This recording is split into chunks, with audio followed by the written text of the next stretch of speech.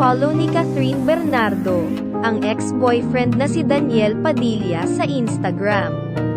Tuluyan ng in-unfollow sa Instagram ni Catherine Bernardo ang ex-boyfriend niyang si Daniel Padilla.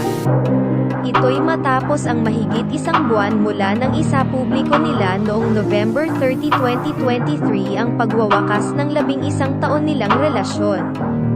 Miyerkules, January 10, 2024. Nang mapansin ng netizens na hindi na lumalabas sa following list ni Catherine si Daniel. Kung titignan naman ang following list ni Daniel sa Instagram, naka-follow pa rin ang aktor sa dating nobya.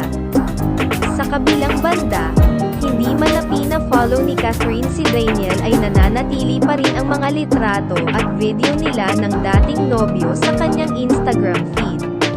Noong January 6, huling naispatan ng publiko si Catherine at Daniel na magkasama ng parehas silang dumalo sa kasal ng malapit nilang kaibigan na sina Robby Domingo at Meica Pineda sa Bulacan.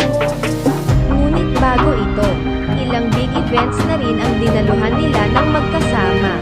Kabilang na rito ang ABS-CBN Christmas Special noong December 4, at Asian Artist Awards noong December 14, 2023. Ilan sa kanilang fans na umaasang magkakaayos pa ang dalawa ang ikinatuwa ang kanilang halos magkakasunod na pagkikita.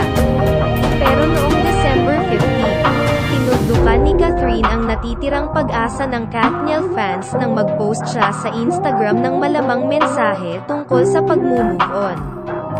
Kalakip nito ang mga litratong nagpangiti sa kanya sa kabila ng hiwalayan nila ni Daniel. Maiksi niyang caption, "Appreciation post for the little things that have been making me smile the past few weeks.